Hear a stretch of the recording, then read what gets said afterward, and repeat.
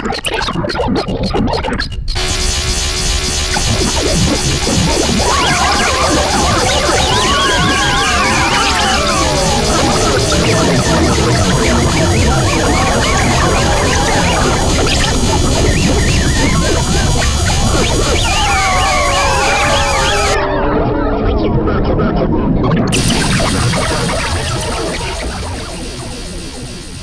YouTube, it's Cash.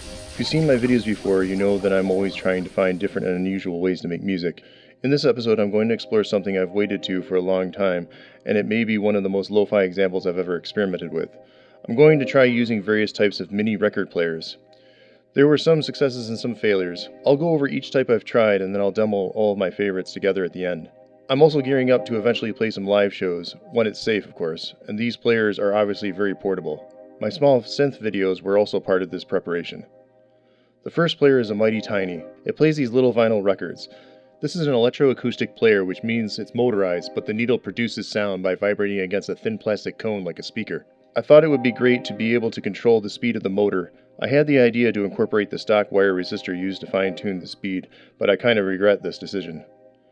I would usually share some sort of diagram to show what I did, but I had to make a lot of on-the-fly revisions for something that should have been simple. Another challenge was making all of this work against the friction of the needle and the drive belt. I will share that I used potentiometer resistance and voltage starving with buttons that either combine or bypass these. This gave me two speed controls that could be used in tandem with buttons that modify their interaction.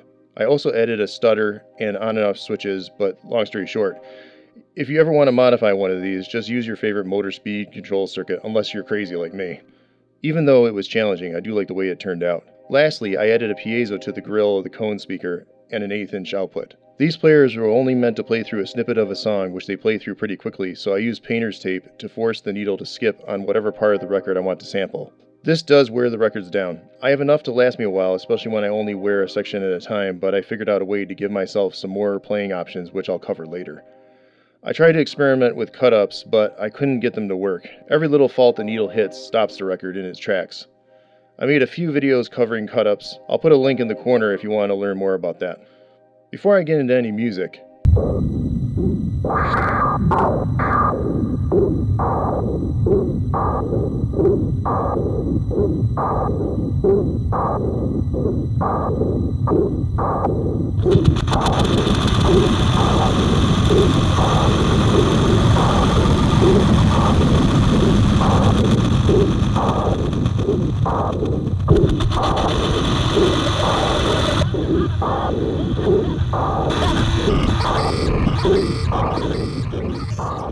I'm going to cover another player. This is from a Mattel talking football game. This player works in a similar way to the Mighty Tiny, but the records have parallel grooves that can play up to 6 different outcomes depending on how the record is positioned in the player. The needle is guided into the grooves with these notches. Each notch is for an outcome that ties into the center groove, which triggers a switch that turns the motor off. When this switch is pressed, it starts the process all over again. Mine is messed up. These are glued together and are not meant to be repaired or taken apart. This is what it sounded like before I did anything, and I added some effects for fun.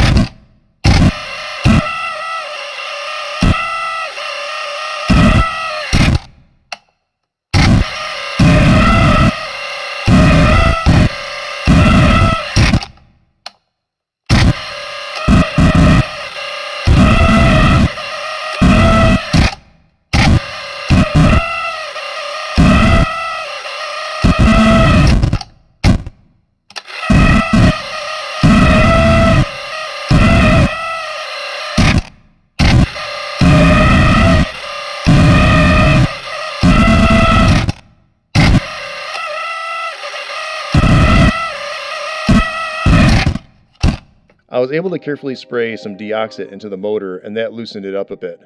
I didn't want to modify this too much because I didn't think it would be easy to put back together.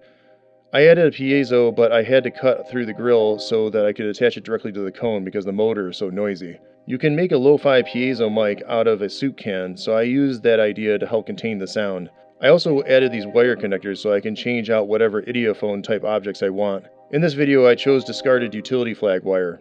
I always try to recycle or upcycle objects when possible. I was also able to modify these oddly grooved records to play in the Mighty Tiny, which it scratches across in a very washboardy way. Here's a demo of the modified Mighty Tiny and the Idiophone football game.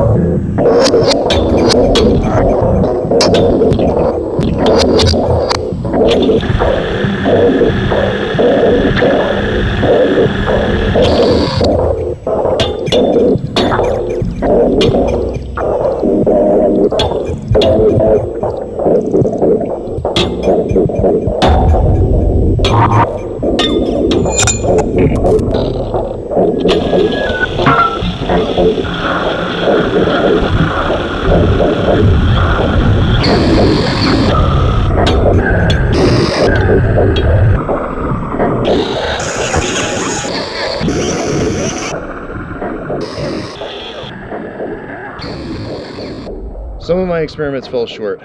I was optimistic about this Fisher-Price Talk to Me player because it's the only one of these that has a phono amp and a built-in speaker. The player works with these little records that are glued to pages in children's books. The player is set on the record and the needle spins. It's a cool design, but they had to produce these with inexpensive materials, so even after I got everything to spin and dealt with all the oxidation issues, the needle was dead. That's okay, because I have a plan B for this guy, and the records and the books will play in the Mighty Tiny. Just stick them to the non-playing side of a record and away you go. Then there's this Mickey Mouse toothbrush holder. I decided that it was just too weird to use or to modify, and it's in good shape, so some may consider it collectible.